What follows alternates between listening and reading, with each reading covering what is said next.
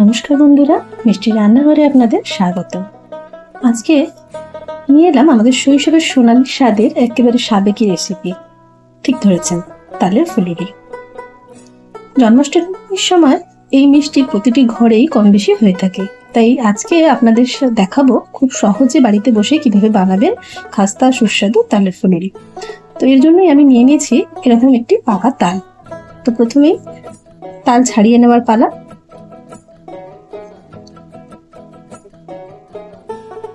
এইভাবে আমি ধীরে ধীরে তাল ছাড়িয়ে এর থেকে তালের আঁটিগুলি বের করে নেব।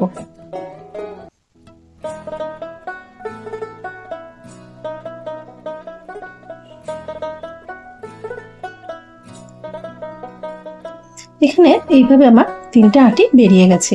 এবার এর থেকে আমাকে কাত বার করে নিতে হবে। তো এর জন্য এরকম একটি স্টিলের ঝাঁঝরি পাত্র নিয়েছি এবং তাতে ঘষে আমি তালের কাত বার করে নেব।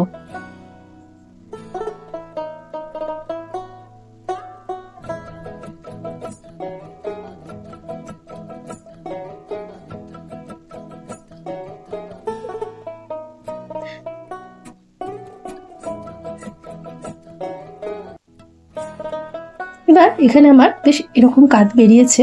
এটিকে এবার ছেঁকে নিতে হবে যাতে কোনো রকম তালের আঁশ এর মধ্যে না থেকে যায়। তবে ভালোভাবে এটিকে এবার এইভাবে ছেঁকে নেব। জন্মাষ্টমীর দিনে প্রায় প্রতিটি ঘরেই তাল দিয়ে নানা রকমের মিষ্টি বানানো হয়ে থাকে। তালের বড়া, তালের ক্ষীর, তালের ফুলুরি ইত্যাদি। কারণ তালকে শুভ এবং পবিত্র বলে ধরা হয়ে থাকে। তাই জন্মাষ্টমীর দিনে এই তালের ফুলুরি বানানো একরকম প্রায় রীতি হয়ে গেছে। শোনা যায় একসময় গ্রামে জন্মাষ্টমীর রাতে নাকি ভগবান শ্রীকৃষ্ণের ভোগে তালের ফুলুরি না থাকায় পুজো পূর্ণ হতো না।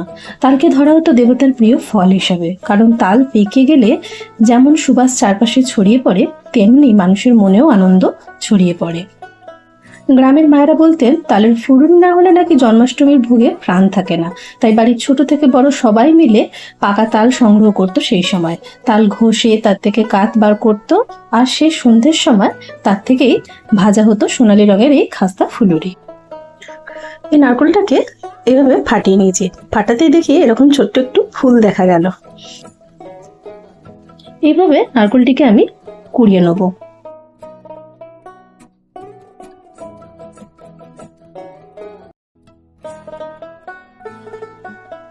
সব নারকেলটি আমার কোড়ানো হয়ে গেল।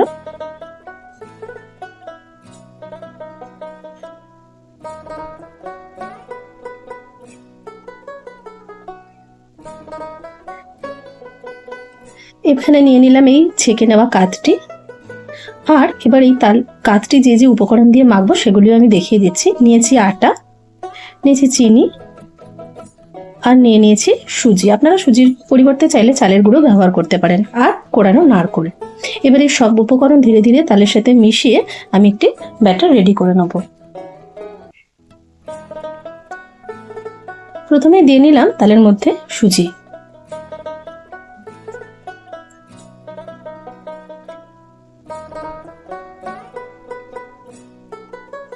এরপর দিয়ে নিলাম আটা। আমার প্রত্যেকটি উপকরণ আমি কত কত পরিমাণ নিয়েছি তার সম্পূর্ণ বিবরণ আমি আমার ডেসক্রিপশনে দিয়ে রাখবো। এবার দিয়ে নিলাম চিনি। আর যে নারকেলটি কুড়িয়ে রেখেছিলাম সেটিও এখানে আমি পুরোটাই দিয়ে নিলাম।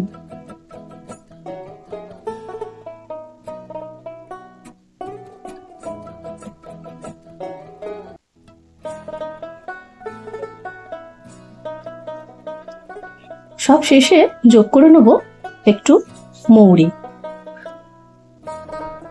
এখানে দিয়ে দিচ্ছি কিছুটা পরিমাণ মৌরি।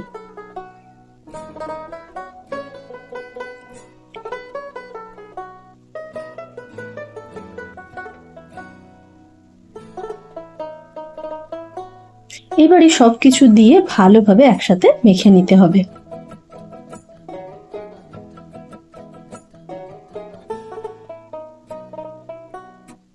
এবার এটাকে মেখে আমি 15-20 মিনিটের জন্য রেখে দিচ্ছি, যাতে চিনি বা সমস্ত উপকরণ একসাথে ভালোভাবে সেট হয়ে যায়।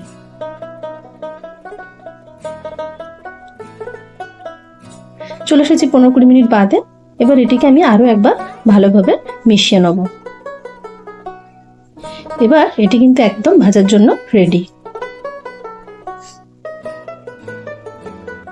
উনুনে কড়াই বসিয়ে দিলাম, দিয়ে এবার এর মধ্যে দিয়ে নেবো পরিমাণ মতো তেল। আমি এখানে সাদা তেল ব্যবহার করেছি। ফুলুরি কিন্তু ছাঁকা তেলে ভাজতে হয়, নাহলে কিন্তু ভালো হবে না। তেল আমার যতটা দরকার ততটা গরম হয়ে গেছে। এবার এর মধ্যে আমি একে একে বড়ার আকারে এগুলি ছেড়ে দেবো।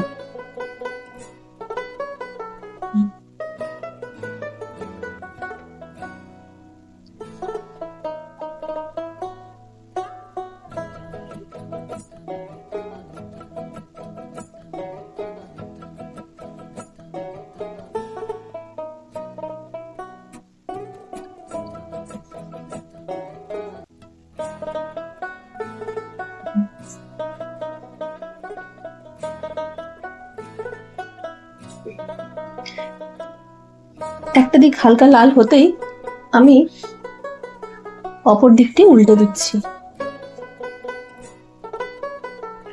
উল্টে পাল্টে দিয়ে এবার সেগুলিকেও ভালো করে ভেজে নেব।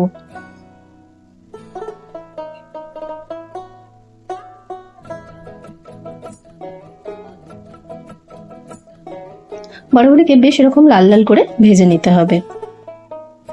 ভাজা আমার কমপ্লিট, এবার এগুলিকে উঠিয়ে নেব।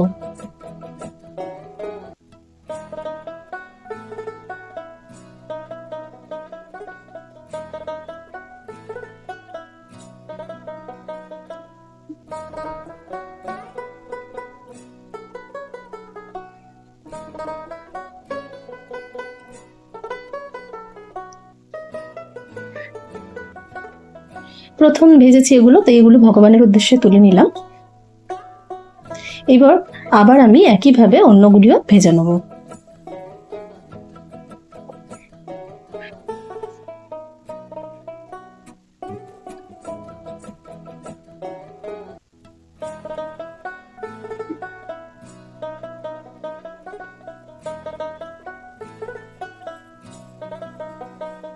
এবারেও একইভাবে উল্টে পাল্টে আমি সমস্ত বড়াগুলিকে ভেজে নেব। আজকের দিনে হয়তো আমাদের রান্নাঘর অনেক আধুনিক হয়েছে, কিন্তু জন্মাষ্টমীর সেই ভিন্ন স্বাদ আর সেই আবেগ আজও কিন্তু মানুষকে টেনে আনে। কারণ তালের ফুলুরি শুধু একটা খাবার নয়, এটা আমাদের সংস্কৃতি এবং বিশ্বাসের অংশ।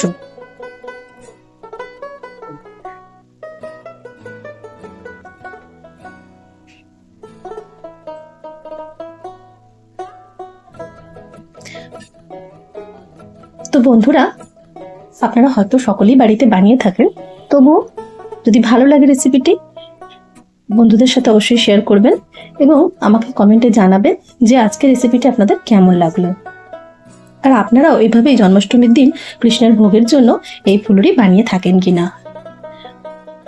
দেখা হচ্ছে পরের ভিডিওতে, ততক্ষণ পাশে থাকবেন, সাথে থাকবেন আর সকলে সুস্থ ও ভালো থাকবেন।